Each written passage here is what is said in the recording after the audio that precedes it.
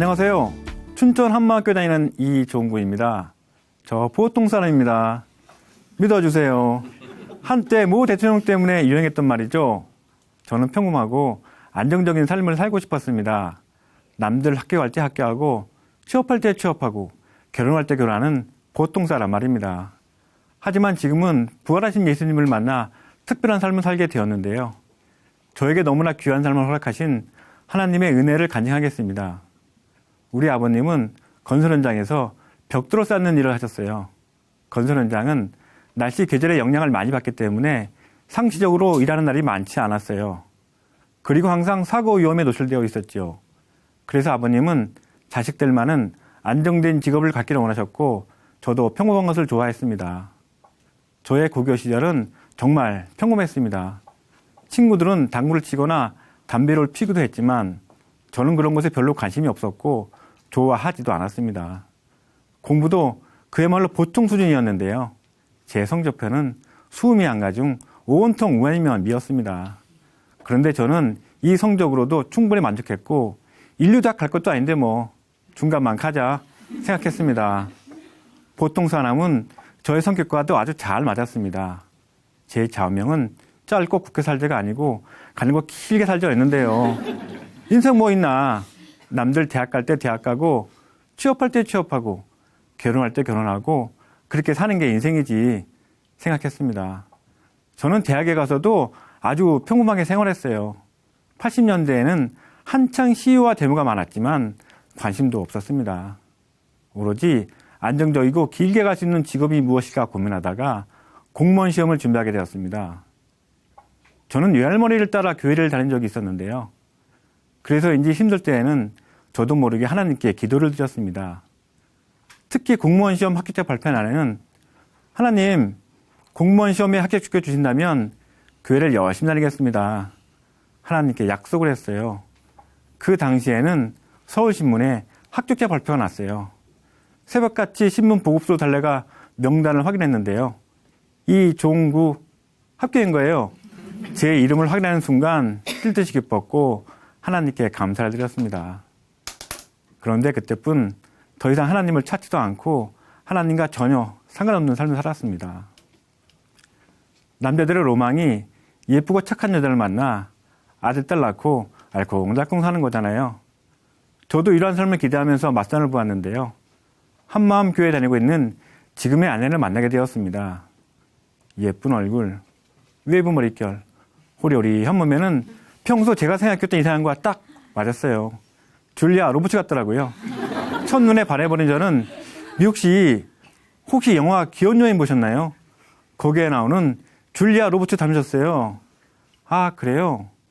저는 입이 큰데요. 그분도 입이 큽니다. 저와 꼭 결혼해 주세요. 저는 속마음을 감출 수 없어서 첫 만남부터 거침없이 사랑을 고백했습니다. 그런데 문제가 생겼어요. 아내는 세상 사랑은 언제 변할지 모른다며 예수님을 믿지 않으면 결혼하지 않겠다는 거예요. 미욱 씨, 제 사랑은 절대 변하지 않습니다. 결혼하면 미욱 씨가 원하는 대로 다 해드리겠습니다. 온갖 감언이설로 마음을 얻어버리고 했지만 아내는 끔찍도 하지 않았습니다. 내 마음을 어떻게 보여주면 되겠냐고 했더니 성도들 앞에서 예수님을 만난 간증을 하면 믿겠다고 하더라고요. 그게 뭐 어렵겠어? 생각했고 하루도 빠짐없이 성경을 읽고 기도하기 시작했습니다. 그런데 예수님을 만날 수가 없었습니다. 사랑하는 여자와 결혼하고 싶은 마음은 굴뚝 같고 시간은 자꾸 가는데 정말 미치겠더라고요. 최후의 수단으로 3일 금식을 결심했습니다. 예수님을 만나게 해달라고 낮은 마음을 달라고 간절히 기도하면서 요한복음을 집중적으로 보았는데요. 성령께서는 금식 기간 동안 제 마음을 뜨겁게 해주셨습니다. 요한복음 8장을 통해 내가 마귀의 자식으로 내 멋대로 욕심을 내며 살았고 이런 내 죄 때문에 예수님이 죽으셨다는 것을 알게 되었어요. 드디어 저는 교회 성도들 앞에서 간증을 할 수 있었고 공동체의 축복을 받으며 결혼을 했습니다. 사랑하는 사람과 가정을 이루고 살아간다는 것이 너무나 행복하더라고요. 바라던 대로 아들 하나, 딸 하나도 낳았고요. 차근차근 승진도 하다가 퇴직하면 아내와 함께 여행을 다니면서 편안한 노후를 보내야겠다는 구체적인 인생 설계도가 그려졌습니다. 계획한 대로 승진을 위해 근무지도 본부로 옮기고 집도 이사를 했어요. 일찍 출근하고 늦게 퇴근하는 건 기본이었고 야근에 주말에까지 근무를 하다 보니 자연스럽게 일이 우선이 되더라고요. 계획했던 대로 막힘없이 잘 나가며 승진도 했지만 하나님과는 점점 멀어져만 갔습니다. 저는 아내와 결혼하면서 약속한 것이 있었는데요. 오직 하나님만을 바라보면서 영혼을 살리자는 것이었어요. 그런데 저는 오직 제 것만을 바라보면서 주일에만 교회를 가는 썬데이 크리스찬이었습니다. 우리 교회는 외부에서 오는 지체들이 많아 매주 토요 찬양 예배를 드린 후 훈련관에서 잠을 자고 다음날 주일 예배를 드리는데요. 아내는 교회 형제들과 많은 시간을 보내려고 자주 이야기했습니다. 형제들과 함께 잠도 자고 밥 먹고 교제하며 사명대로 서기를 원한다고요. 저는 사랑하는 아내가 원하는 일이라면 무엇이든 다 해주었는데요. 훈련관에서 잠자는 것만은 도저히 못하겠더라고요. 교회 출석만 잘하면 되지 뭐 그렇게 특별하게 신앙생활을 해야 하나 생각했습니다. 마침 교회에서 여름수련회가 시작되었고 휴가를 내어 참석하게 되었어요. 수련회 기간 동안 공동체에서는 놀라운 성령의 역사가 일어났는데요. 목사님께서는 느낌과 감정, 체험을 통해 믿는 것이 아니라 부활이라는 확실한 증거를 통해 예수님을 하나님으로 믿을 수 있다고 하셨어요. 그때부터 부활로 예수님이 하나님이라고 고백하며 굴복하는 간증들이 무더기로 쏟아져 나왔습니다. 수많은 청년들이 부활로 주인이 예수님으로 바뀌는 것을 보니 뭔가가 있구나. 지금 이곳에 엄청난 일이 벌어지고 있구나 생각이 들었습니다. 저에게도 동일한 역사가 일어나길 원하는 마음으로 말씀을 집중해서 보기 시작했습니다. 그러면서 저의 문제점을 알게 되었는데요. 그동안 부활도 예수님이 하나님이라는 것도 수없이 들어왔지만 아무런 의심 없이 고민 없이 그냥 믿었더라고요. 그런데 죽었다가 다시 산다는 것도 예수님이 하나님이라는 것도 그냥 믿을 수 있는 게 아니었습니다. 저는 사업주가 법을 위반하면 처벌하는 업무를 맡고 있었는데요. 어느 날 건설 현장에서 콘크리트가 붕괴되어 근로자 3명이 사망하는 대형 사고가 발생했습니다. 이런 사고가 발생하면 사업주가 법을 위반한 사실을 증명하기 위해 중요한 3가지 서류가 필요합니다. 첫째는 사업주 본인의 자백, 둘째는 목격자의 증언, 셋째는 사실 증거 자료입니다. 이 3가지가 딱 들어맞으면 법을 위반한 사실이 증명이 되고 사업주를 처벌할 수 있는데요. 이와 같이 부활도 예수님이 하나님이라는 사실도 예수님의 말씀, 목격자의 증언, 사실 자료로 확증할 수 있다는 것을 알게 되었습니다. 예수님께서 스스로 주장하셨더라고요. 예수님은 죽기 전에 제자들에게 내가 죽고 사흘 만에 부활할 것이다 여러 번 말씀하셨어요. 당신이 하나님이라는 표적을 보여달라고 했던 유대인들에게 선지자 요나의 표적밖에는 보일 표적이 없다. 내가 죽고 부활해서 하나님이라는 것을 증명해 보겠다 하셨습니다. 목격자의 증언도 분명히 있었어요. 미리 보는 거로 그리스도의 부활하심을 말하되 저가 음부에 버림이 되지 않고 육신이 썩음을 당하지 아니하시리라 하더니 이 예수를 하나님이 살리신지라 우리가 다 이 일의 증인으로다. 제자들은 모두 부활을 목격한 증인으로 살았는데요.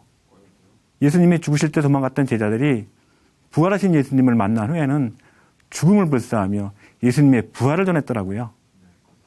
그리고 예수님의 부활은 성경뿐 아니라 역사책, 백과사전, 사회과부대도 기록되어 있었습니다. 사실 증거 자료인 거죠. 부활은 실제 일어났던 역사적 사건이기에 그 누구도 부정할 수 없는 사실이었습니다. 이 3가지가 딱 들어맞자 예수님이 정말로 부활하셨다는 것과 예수님이 누구신지가 선명하게 보였습니다.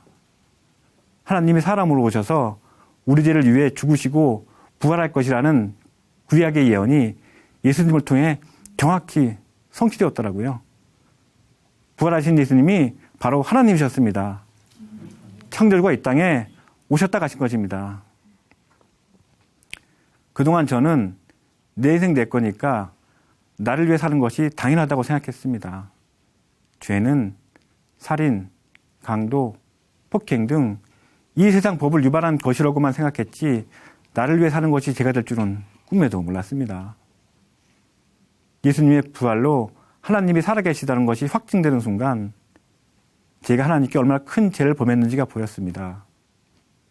이사야 43장 무릇 내 이름으로 일컫는 자 곧 내가 내 영광을 위해 창조한 자를 오게 하라. 그들을 내가 지었고 만들었느니라.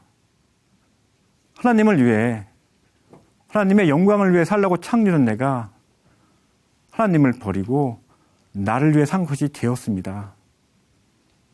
이로 인해 지옥 갈 수밖에 없는 저를 살리겠다고 예수님이 친히 사람의 몸으로 오셔서 십자가에서 죽으셨습니다. 그리고 성경대로 부활하셔서 나의 주인이심을 증명해 보이셨는데도 저는 믿지 않았어요. 예수님을 배척하고 여전히 나를 위해 나의 꿈을 이루려 살았던 것입니다. 예수님을 십자가에 못 박은 것은 유대인들만이 아니었어요. 제가 주인 되어 살고 싶어서 저도 예수님을 십자가에 못 박았더라고요. 제가 주인 된 제가 하나님의 아들을 죽일 만큼 무시무시한 죄였다는 사실에 정말 큰 충격을 받았습니다. 하나님, 어쩌면 좋습니까? 제가 예수님을 믿지 않고 내 인생 내 것이라며 악랄하게 살았습니다. 용서해 주세요. 이제는 나를 위해 살지 않고 주를 위해 살겠습니다. 저는 회개하고 예수님을 제 마음에 진정한 주인으로 영접했습니다. 회개하고 예수님을 제 마음의 주인으로 믿었을 뿐인데 하나님께서는 저를 그리스도 안에서 공동체 일원으로 거듭나게 하시더라고요. 저는 혈육의 가족이 제 가족이라고 생각했는데요. 회개하고 예수님을 주인으로 믿는 순간 저와 지체들은 하나님의 피로 맺어진 영원한 하늘 가족이었습니다. 베를린 장벽이 무너지는 것처럼 저의 장벽도 한순간에 무너졌고 드디어 저에게도 전능하신 하나님 그리고 가족 공동체와 동행하는 특별한 삶이 시작되었습니다. 그동안 관심 없던 형제 자매에게 자연스럽게 마음이 열리게 되었고 형제들과 함께 잠자고 함께 교류하며 모든 것을 함께하게 되었습니다. 특별한 것이 없어도 공동체와 함께한다는 그 자체만으로도 기쁘더라고요. 하루는 숙소에서 잠을 자는데 여기저기서 탱크 지나가는 소리가 들리는 거예요. 전쟁이 난 줄 알았습니다. 놀라서 일어나 보니 지체들의 코 고는 소리더라고요. 처음에는 적응을 못해 잠을 많이 설쳤는데요. 지금은 그 소리가 자장가처럼 은은하게 들립니다. 주일에는 교회에서 주차 봉사를 하고 있어요. 춘천의 여름은 너무 덥고 살이 따가울 정도로 햇빛이 뜨거운데요. 저는 더위를 많이 타는 체질이에요. 주차 안내를 위해 이리 뛰고 저리 뛰고 하다 보면 땀이 많이 나서 힘겨울 때가 많아요. 하지만 하늘 가족을 위해서 주차 봉사를 하는 것이니 마음은 기쁘고 뿌듯합니다. 이전에 집에서 혼자 쉬고 TV를 보던 세상 즐거움과는 비교도 할 수 없는 기쁨을 맛보고 있습니다. 저는 승진을 목표로 직장 생활을 열심히 했습니다. 몇 살에는 몇 급까지 승진하겠다는 계획을 세우고 승진만을 위해 달려갔어요. 그러다 보니 동기들보다 뒤처지지 않고 앞서서 승진을 했는데요. 요즘은 승진보다 복음을 증거하는 일을 더 중요시하고 있습니다. 직장 동료들이 영혼으로 보이면서 살리고 싶은 마음에 신의회를 만들게 되었어요. 첫 예배 때 10명 정도가 모였는데 참 감격스럽더라고요. 일주일에 한 번씩 만나 교제도 하고 예수님이 죽고 부활하셔서 우리의 주인이 되셨다는 복음을 반복적으로 전해왔습니다. 크리스마스 때에는 예수님은 부활하셨습니다. 문구가 적힌 작은 선물을 직원들에게 나눠주기도 하였는데요. 직원들은 예수님의 탄생이나 부활보다는 간식을 더 좋아하더라고요. 그래도 예수님의 부활을 전할 수 있어서 기뻤습니다. 어느 날 신우회에서 함께 예배를 드리던 여직원이 갑자기 급성 백혈병에 걸려 중환자실에 입원하게 되었습니다. 평소에 부활을 알고 있다고 생각해서 복음을 받아들이지 못했던 직원인데요.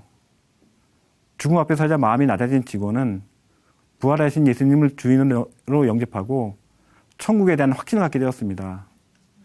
그 직원은 부활의 소망이 있으니 이제는 죽음이 두렵지 않아요 고백했고 편안하게 죽음을 맞이했습니다. 이 사건을 통해 저는 부활의 능력이 얼마나 큰지 똑똑히 볼 수 있었습니다. 예수님을 영접한 후 우리 부부에게는 많은 변화가 생겼는데요. 우리는 주중에는 따로 떨어져 있다가 주말이면 만나는 주말 부부예요. 서로 멀리 떨어져 있어도 매일 보이스톡으로 자녀와 믿지 않는 가족들을 위해 간절히 기도하고 있습니다. 무엇보다 새벽 예배에서 받은 말씀을 기록하여 함께 나누고 있는데요. 그러다 보니 이전에는 같이 있어도 잘 몰랐던 서로의 마음을 알 수 있고 한 마음이 됩니다. 요즘 아내는 이제야 신혼이 시작된 것 같다고 너무 좋아해요. 우리 부부는 복음으로 하나가 되어 같은 방향을 바라보고 있습니다.